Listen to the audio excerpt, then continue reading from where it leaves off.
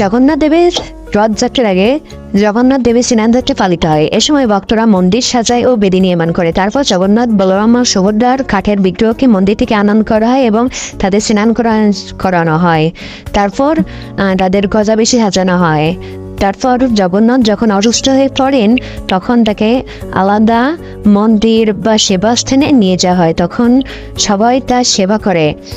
তাহলে যারা জগন্নাথকে ভালোবাসে অবশ্যই চ্যানেলটিকে সাবস্ক্রাইব করো, ভিডিওটাকে লাইক করো আর সবার মাঝে শেয়ার করে দাও।